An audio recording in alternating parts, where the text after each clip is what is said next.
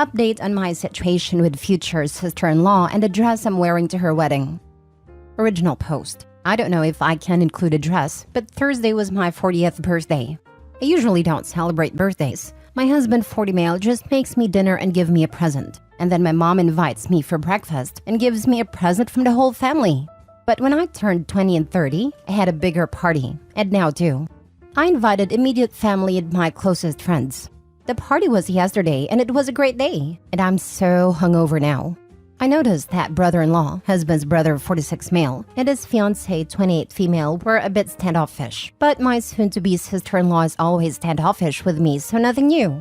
But today my husband woke up to a long text message berating us because I wore a white dress. They're getting married in 2 weeks and I should have known better. To be honest, I swear on my grandma's grave that I didn't think about any of this. Future sister-in-law thinks that I always wear inappropriate clothes that draws attention to me. So now she's demanding to see what I will be wearing at her wedding. I ask if they're asking everyone. Nope, just me. I said, then I refuse. Now they say I'm an a-hole for wearing white, and then for refusing to show the dress I'm wearing to the wedding, threatening to disinvite my husband and I. My husband is conflicted, but I don't know. I think I'd rather have my husband go alone than being treated like a child. Am I the a-hole for wearing white to my party? And am I the a-hole for refusing to show my dress for the wedding? Now for the top comments before reading the update. Not the a-hole. Your future sister-in-law is crazy. Not the a-hole. Careful with a black dress. Your future sister-in-law has a funeral sometime this year and is planning to wear black. Tell sister-in-law you are planning to tie-dye your birthday dress to wear to her wedding. Not the a-hole. She's freaking deluded. Seriously, I would ask why she's making your birthday about her. It has absolutely nothing to do with her wedding. I will say if you skip the wedding, it would only escalate the situation. She's clearly deranged. If she chooses to uninvite you, however, problem solved. This is it. Your day, wear whatever you want. On her wedding day, sure, don't wear white. But on my birthday, you're going to tell me what is appropriate? Who does she think she is? This is obviously a jealous thing, seems like. Maybe the brother made a comment or looked at her in a way that made fiancé uncomfortable? Not OP's problem. Personally, I wouldn't attend a wedding. Apparently, getting married in 2 weeks means she owns the color white for as long as she wants. Ridiculous. Not the a-hole. Not the a-hole. Your dress choice for either event is perfect. For your husband's sake, because this is his brother and his family and his drama and he has to deal with the fallout, I would send a picture of the wedding outfit. Just because I love my husband and want him to have an easier time with life, and I can easily make that happen. I would now send a model pic. That will set her off. I would have you wearing the dress. Either first thing in the morning or just got off work. Bedraggled. No makeup. No foundation garments. Hair a mess. Maybe some fluffy socks on. Post in a bathroom or in a mirror at a bad angle with your hand with a phone in the way. Just make it look like a sack. Get clear approval. Then when you show up in the approved dress looking like $1 million, can't nobody say anything. And if they do, you've got the text message receipts to show she approved it. Now for the update. Okay, so I was very surprised about the amount of support I got. Thank you, because I was starting to doubt myself. I just want to make it clear that the only one I care about right now is my husband and his feelings, because somehow I felt that he is in the middle of the crossfire right now. So I talked to him and apologized for my pettiness. He was surprised and said that I had nothing to apologize for. Requesting to only approve of my dress out of the 270 guests? It's insulting and disrespectful. You don't do that to family. So I told him that maybe I shouldn't go to the wedding after all. Sister-in-law never liked me anyway, and I'm sure I'm only invited because she can't not to. She'd be happy if I didn't attend, and the whole thing felt like she was finding an excuse to disinvite me. My husband then can go and be there for his brother. Everybody wins. My husband called my brother-in-law to tell him that I couldn't come, and he will be attending by himself. Brother-in-law said, okay, cool. Problem solved, right? No. Future sister-in-law texted me saying that I needed to show her the dress, and refusing to show her means that she is right, and I have chosen something inappropriate and trashy. I texted back, oh, I thought you've spoken to your fiancé. I won't be attending. She texted an hour later. Yes, I have spoken to my fiancé.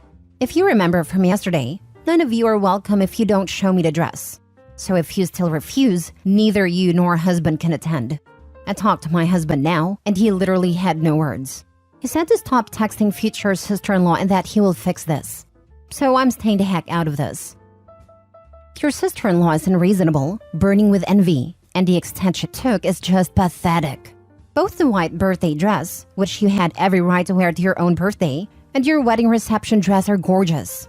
But I believe your dresses are not the issue here, but rather her inferiority complex.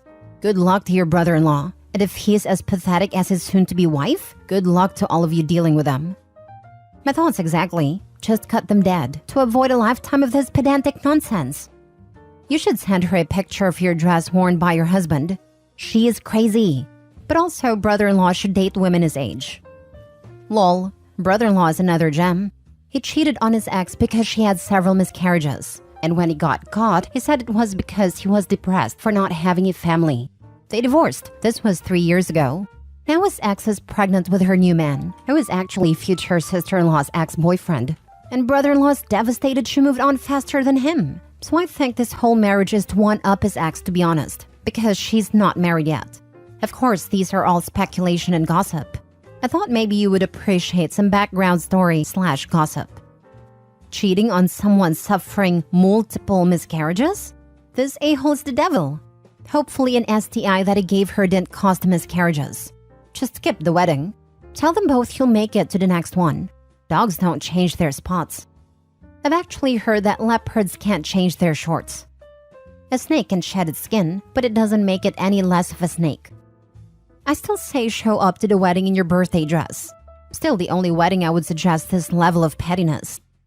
Well, my other sister-in-law, my husband's sister, heard this whole thing about us being disinvited and said if we didn't attend, she's going to ask all the cousins to wear revealing dresses.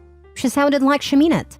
While it's hilarious, I really hope it doesn't escalate into this type of petty. To be honest, it sounds like the pettiness needs to be matched. I think it would be a good thing for the entire family to do everything in their power to bother her. What's the worst that could happen? She's already lost every single one of her marbles, so there's no worry she'll lose them now. Some people never had boundaries enforced around them before, and sister-in-law is clearly too entitled to comprehend the basic English y'all been speaking. Think of it as doing a service for the public, because we want to get this a-hole the heck out of your family, but we gotta make sure she ain't gonna go terrorize some other suckers. People need to learn. She obviously wasn't taught as a child, and she's old enough now to catch some hands. Not saying any of y'all should throw them, but someone is going to eventually. Be it someone from your family eventually getting fed up, or her next victims. Next story. Am I the a-hole for refusing to be the godparent for my ex's baby? I, 32 female, and my ex, 27 male, are fairly successful business partners. We were friends at first. Slowly we got together and were together for 3 years. I made it clear that I am asexual. I have no desire for intimate. The whole act ranges from disgusting to indifference for me. I had a very traumatic experience in the past, which resulted in my daughter, 8th female, whom I love very much. My ex understood and said he doesn't have high libido either and wants to be with me. I was madly in love and thought finally met my match. But 3 months ago, it all came crashing down when I found out he has been cheating on me for months and his affair partner is pregnant. I was devastated, to say the least. But I have decided to be celibate for the rest of my life to save myself from heartbreak. I moved away from my ex to another state as we are expanding our business. I plan to move with my daughter permanently once it's set up. My ex's family love me and I love them too. We share a good relationship despite my ex. His grandparents invited me to celebrate their anniversary over brunch.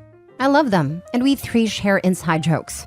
Ex and his now pregnant girlfriend were present. I managed to avoid them for most part. But ex's girlfriend got up, announced her pregnancy, and looked at me straight in the eye and said, "We want you to be our munchkin's godparent once he comes." I was awkward, anxious, and straight up mad. I snort laughed to keep my appearance and said, "Oh, you don't want that. I am moving away. The baby needs someone who can be around." The party went silent and the mood definitely changed. I left the next 40 minutes. My ex has been blowing up my phone and calling me selfish, that I didn't consider the grandparents' feelings and ruin their day. They are all very upset over how the party turned out, and his girlfriend is embarrassed and has been crying. I asked him why did he put me in that situation, and he said grandparents were very upset I wasn't going to be part of the family anymore. So girlfriend thought making me godparent would somehow make them happy? I've stopped responding, but I do feel guilty for ruining their party. Maybe I should have dealt with it in private. I love them, and I don't want this to be our last moment. Now for the comments. Lol, they thought they could put you on the spot into accepting and legitimizing their affair in the eyes of the family, and they're mad you didn't play along.